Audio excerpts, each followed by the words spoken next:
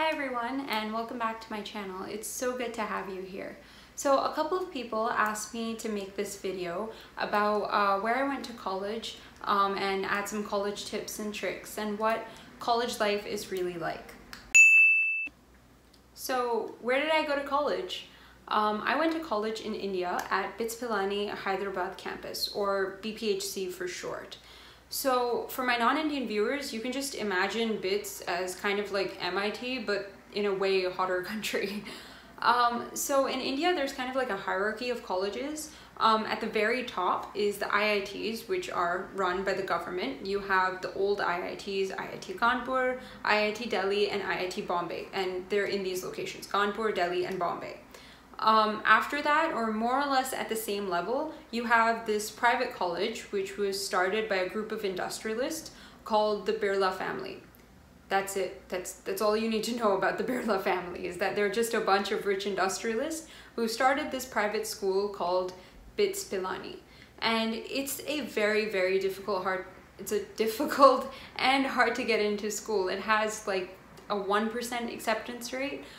So most people in India consider getting into BITS Pilani itself to be a status symbol because it's just so hard to get into. That's the school where I went to, and I will tell you my story. I'm a fairly recent grad. I graduated in 2019 from the Hyderabad campus. So at BITS, there are three major campuses. You have the Pilani campus, which is the original and the OG, the most oldest, largest campus. After that, you have its sister campus, which is in Goa, which is similar, slightly smaller, but also equally good. And then the newest sister is Hyderabad campus. It's still under construction. At least when I left, it was still under construction. But since I'm a recent graduate, all of the tips that I'm telling you will be the most up-to-date tips you'll get. So most regular applicants get into BITS by writing the BITSAT. However, there is an exemption for students, Indian students with a foreign passport. Instead of taking the BITSAT, they take their subject SATs. That is the total score of their subject SATs in math, physics, and chemistry becomes whatever they use to apply to this college. So this whole scheme is known as the DASA Scheme. So I was this special exception because I grew up in Canada and I moved back to India when I was in middle school. So I'm a Canadian citizen and I applied to BITS Pilani using the DASA scheme. So let's just go through my stats. So at BITS, before I go on, they take your subjects SATs along with your board score. Again, for my non-Indian viewers, a board score in India is kind of like, the boards are basically a final exam which is issued by the government, and you have to get a decent score to pass and qualify. So I didn't do so well in my subject SATs because I'm terrible at standardized testing, but I did get a really good board score. So my subject SATs, my total SAT score was a 1970. I got 680 in my math score, 660 in my physics score, and 640 in my chemistry score. But I did have a really good board score. I had a 93% in my board exams. And with that, with both of those scores, I was able to apply to BITS Pilani, and I got the choice of choosing between either econ, a double major in econ and computer science, or electrical engineering. And that's the story of how I became an electrical engineer. So how is the campus life like?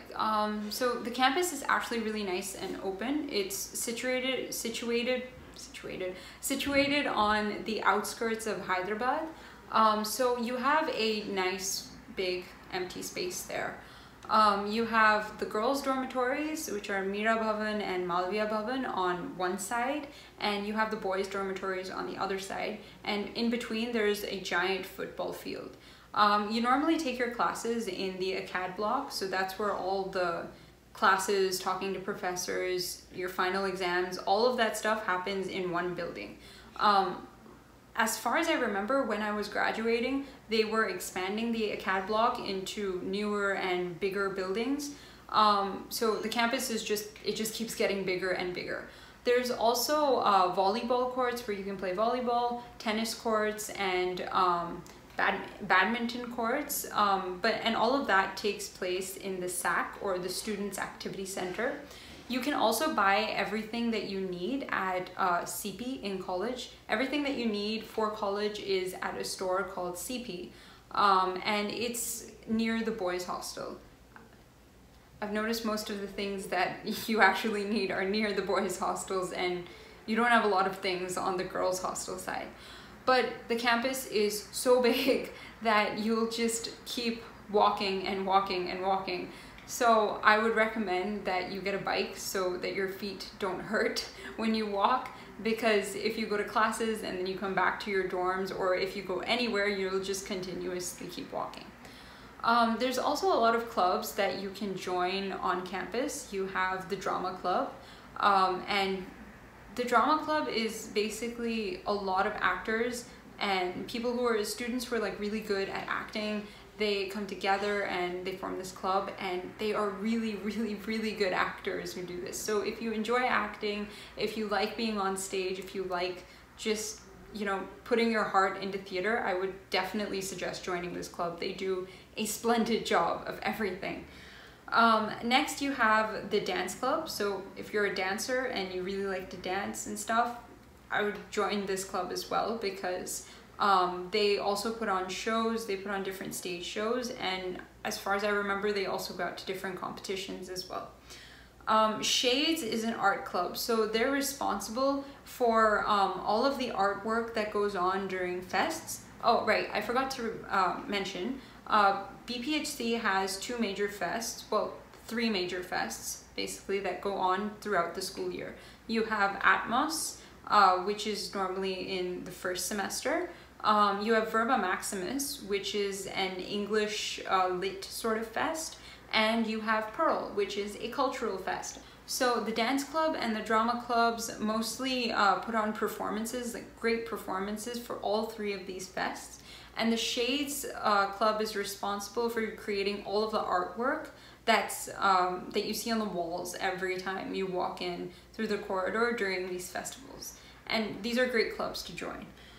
You also have the English Language Activity Societies. On the Rocks. On the Rocks is now the college magazine after Daily Bitsian got scrapped. I used to be a part of ELAS, and I used to be a part of the Daily Bitsian. So both of these are writing clubs and English language clubs. So I like public speaking and I like to write a lot. So these two clubs have just been perfect for me, and I was in them in my first and my second year. Also, you have the music club. The music club is for people who really like music and singing and playing. If you can play a different instrument, this club is really great for you. But keep in mind that getting into this club is more difficult than getting into The Voice and American Idol combined. They're really, really harsh, and it's a hard club to get into. So don't get your hopes up to get into music club. You have the VFX club and the film club, and they're responsible for creating some short films for festivals and stuff, for the fests, like Atmos and Pearl, and they just create short films. They're actually pretty cool. And you have Nirman, which is the on-campus NGO, so they do stuff for underprivileged children. So if you're interested in joining an NGO, this would be really, really great. This would be a really great opportunity. You also have different sports, throwball, volleyball, basketball, tennis, soccer, football, and cricket, which are the outdoor sports. And the indoor sports are badminton, chess, and table tennis. And you also have quiz club. So if you like these sports and clubs, you can always join one of these clubs, or you can create your own clubs. But there's always a pressure on campus to either join a club and be good in academics and play sports as well. So you don't always need to join it, because not everybody has that kind of time to join all those clubs all the time. I mean, I joined 2 clubs and I could barely keep up with them during my year. Like, I had to drop some of the club activities and just focus on academics most of the times because I couldn't handle all of that stuff. So it's not necessary that you need to join a club to learn an activity, to do something.